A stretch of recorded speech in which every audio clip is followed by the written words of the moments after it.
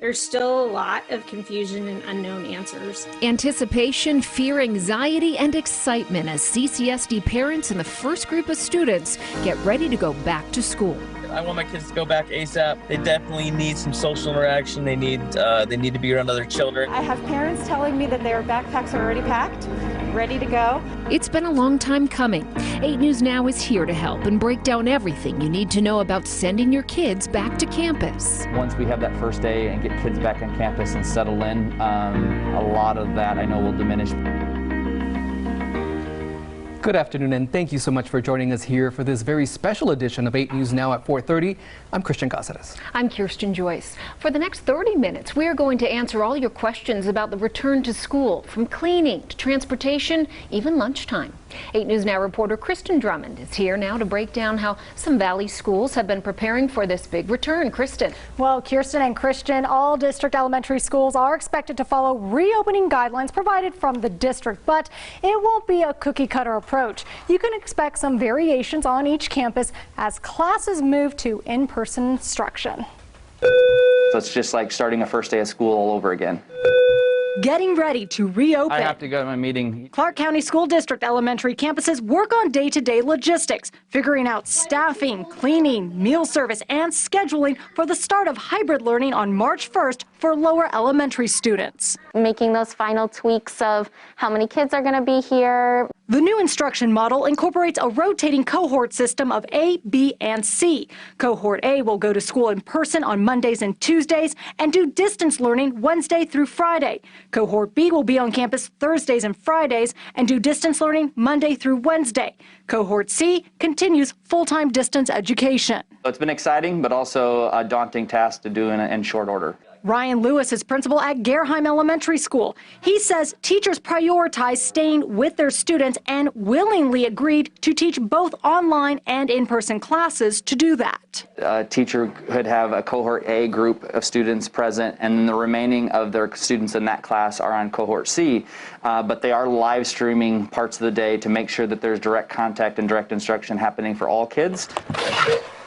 Cameras help make that possible. The Gerheim Elementary School librarian unpacked new technology equipment on Monday for educators. I think there's probably like 30 of these. A similar situation happening at Goolsby Elementary School in the West Valley. Teachers expect to use cameras to engage students at home while teaching in person. We have a cart that has a Chromebook on it that's to follow us around. So if I wanted to take my little live streaming kiddos and bring them around the classroom, I can. But the workflow differs for first grade teacher Jennifer Schenkberger compared to her Gerheim colleagues. So we are teaching A, B, and C consecutively all at once.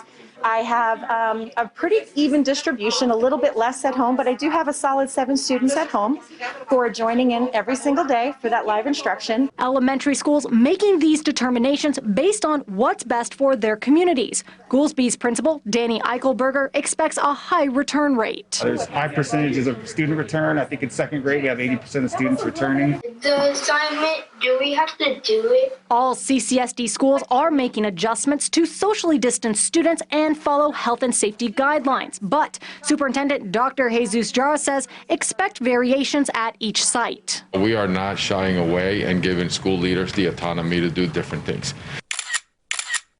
Dondero Elementary School has A and B markers on desks, while a second grade room at Gerheim has 5 tables pushed next to the wall and 1 chair at each spot. I've had my ruler out measuring everything, have the dots so that they know exactly where they need to stand to keep their spacing. A Peterson Elementary School room also placing markers on the floor to guide students during lineup. Changes welcoming the children after nearly a year of distance education. So it's exciting to have people back. I think we're trying to manage this transition in the safest way possible. So how many students are in each cohort? Well, we have a breakdown. The district reports roughly 21,000 students in cohort A, roughly 19,000 in cohort B, and more than 51,000 will continue full-time distance education in cohort C. All right, Kristen, how does that all compare with the results from the surveys that parents initially filled out? Well, Kirsten, it is actually a noticeable difference from the results of the reopening survey for lower elementary families. Now, as you may recall, most preferred hybrid over distance learning, especially in the Summerlin and Henderson areas, by 62 to 38%. But as you can see from these numbers now, majority of students will be going into cohort C for distance education. All right, great reporting. Thank you, Kristen Drummond. Well, here is the plan from CCSD for the remainder of the school year for all grade levels. March 22nd, grades 6th, 9th, and 12th will return to face-to-face instruction under the hybrid model. On April 6th, grades 7th, 8th, 10th, and 11th will return. Also on April 6th, pre-K through grade 5 will return to 5 days a week face-to-face instruction. There will also be full-time distance education still available for parents who would rather have their kids at home. Christian?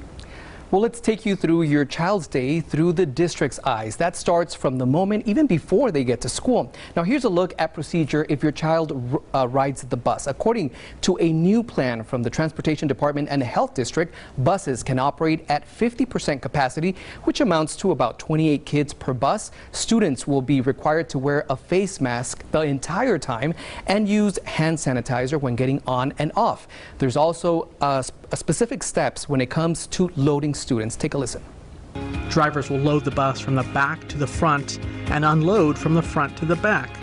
Each student will sit in the next available seat and follow the seat markings to ensure distancing between students. Well, students should only report to the bus stop on assigned cohort days between routes. Bus drivers and aides will be wiping down buses, and a more thorough cleaning will happen every single night. Well, for parents who let their kids walk to school, crossing guards will be in place to make sure students get to their destination safely. But the county needs more help. They're looking to hire more crossing guards by March 1st. To apply, you have to be at least 18 years of age or older, pass an agility test, and of course, pass a background check. Crossing guards are paid $15 an hour. We have a link to the application on our website, 8newsnow.com. There's certainly been a lot of questions sent in asking why lights were still flashing in school zones, even when kids weren't on campus. Traffic anchor Nate Tannenbaum says drivers will need to get back into the groove of paying extra attention starting Monday. All right, so we sure hope you know that any school that serves as a CCSD food distribution site will still have the low speed limit lights flashing at various times a day, and that will continue even with the younger students returning to campus. And there's a message here for drivers passing through and for anyone dropping off the young ones, of course, some for their very first ever in-school experience. Safety comes first. You're going to have to slow down, and there will be extra police patrols around schools, hefty fines for violators, and that's not just speeders. Moms, dads, grandparents, it could also be you if you double park or swing U-turns that aren't allowed. And you may see even more schools turning on the flashing lights because with elementary school classes in session, those campuses will no longer be food distribution sites. In fact, the district is moving those to nearby middle or junior high campuses. We have a link to all of those sites on our website, 8newsnow.com. Buckle up, drive carefully, and please put down that phone. If there's something driving you crazy, email me, traffic8@8newsnow.com. With safety in mind, there are new guidelines for when your child gets to school and when it's time to pick them up. Elementary school students will be assigned specific gates and doors for arrival and dismissal. For students who ride the bus, they'll be dismissed last to ensure that buses come after the bell. A reminder, parents and guardians will not be allowed on school campus to wait. This is to make sure that crowding is kept to a minimum. Okay, so it's the middle of the day and your kids have made it to lunchtime. Now, this is what it will look like. According to the CCSD's plan, classes will be released to a multi-purpose room one at a time. Students are not required to take a lunch and will report back to their classroom when they're finished eating. Now, if your child's school is opting for students to eat in the classroom, tables or desks will be required to be sanitized immediately after. Another note, universal free breakfast will continue for the remainder of the school year. For those doing distance learning, you'll still be able to pick up your meal. Like Nate mentioned earlier, it will just be at a middle or high school location right now. To find the nearest food distribution to you, visit the website ccsdnutrislice.com. Just as a general rule, students and staff will be encouraged to wash their hands or use hand sanitizer, particularly after coughing or sneezing, before and after eating, after being exposed to high-touch areas like doorknobs, computers, handrails, etc. And of course after using the restroom. Now when it comes to bathroom protocol, students will go individually and each class or grade will have a designated bathroom. When it comes to a health and safety plan, CCSD is reinforcing the following rules. Students and employees will wear face coverings at all times except when eating or drinking or during vigorous physical activity. For health services, there are 3 points of service for student. Now, the first is the classroom, where minor first aid can be given. Staff have been trained by the school nurse to perform necessary duties. The second point is the health office or well room, and that's for needs that cannot be addressed in the classroom. And it even goes a step further. The final point of service includes the establishment of a sick room or an area for students with possible COVID-19 symptoms separate from the health office. The management of mild to severe illness, including students with fever or signs and symptoms COVID-19, must be handled in the sick room to prevent possible cross-exposure risk with healthy students and staff. If a student is sent to the sick room, the school's administration will follow student exposure protocol, and a parent or guardian will then be contacted. Keeping everyone safe is, of course, the main priority. Disinfection and cleaning will occur thoroughly and frequently in several stages. Daily cleaning, where custodial staff will wipe down classrooms and sanitize restrooms. Enhanced cleaning will cover wiping down electronics and high-touch areas. And if there is a positive COVID case, the process gets a little more intensive. A facilities management disinfecting cleaning crew will be dispatched to the campus to perform a disinfection cleaning, which includes the use of an electrostatic sprayer throughout the entire site. Additional deep clean protocols will be followed for that campus in compliance with CDC recommendations. More cleanings will happen after hours. Night crews will work on other cleaning, vacuuming, and disinfecting. Well, schools will be limiting who's allowed to be on campus to only those who are essential to school or district activities or those who make an appointment. All visitors should complete a questionnaire and symptom self-check form. Wear a visible badge or a sticker that proves that you were screened, and of course wear a face mask at all times. Well, along with the plan to get students back to the classroom, we're also learning more about when student athletes can get back on the court and field. Of course, Let's Pull in Sports Director Chris Matthews with that. Hey, Chris. Well, thank you very much. Yeah, with the governor giving the thumbs up and Superintendent Dr. Jesus Jara's blessing, high school sports will be back this spring. Now, here's the plan. Spring sports practices begin in early April for a variety of boys and girls sports, with competition beginning April 16th. For the intramural fall sports that had to be adjusted because of COVID, football will be back, but not with games, full contact competition within each school. Basically, a spring football practice to get ready for the 2021 season. Other fall intramural sports will take place in May, both boys and girls. They've staggered the sports so that students aren't forced to choose a single sport. And of course, no fans allowed, and coaches and other adults will have to test negative before all activities. Hey, and that's fine. They're just grateful to be back.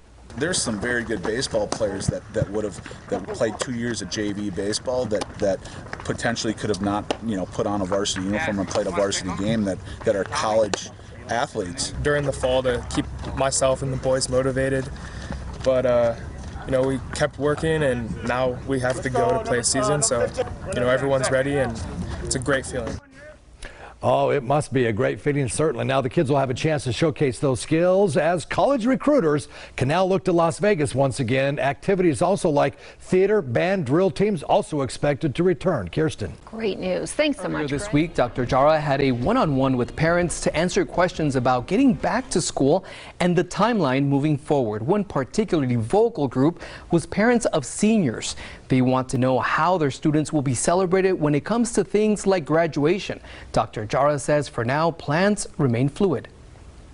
One of the things that we've learned from COVID, you got to be flexible. So one of the things that now, when the governor's restriction, because we didn't have any venues, now we do. There's potential of opportunities where we're looking at now to, obviously have an increase in graduation class size, that we can celebrate them. So we're going to have to go back and retool and revisit the entire thing.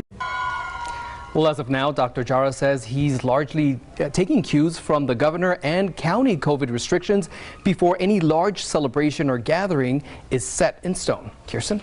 Well, Dr. Jar was also asked about summer school, as some parents are concerned about their students falling behind. And this is what he had to say about that.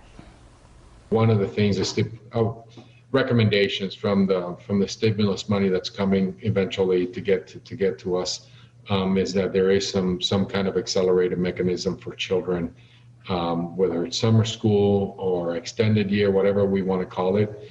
We are in early conversations around that.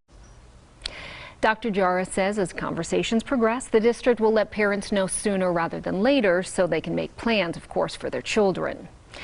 In just a few minutes, the first in-person school board meeting in months will begin. Groups of parents who want to push up that timeline for kids to be back in the classroom planning to testify in person. They've gathered outside, that meeting being held at the Las Vegas Academy of the Arts. We will have the latest from parents and trustees on air and online with a live report from Sasha Loftus. Christian? Well, with just 4 days to go, we will continue to bring you all the latest updates here on air and, of course, on 8newsnow.com. Now, if there's anything we may have missed, CCSD has a highly detailed list of protocols and procedures on reconnect.ccsd.net. Very important website right there. Yeah, there is so much to digest, so go check out that website and ours as well. Thanks so much for watching this special back-to-school edition of 8 News Now at 4. We're always on at 8newsnow.com and our app, along with Facebook and Twitter.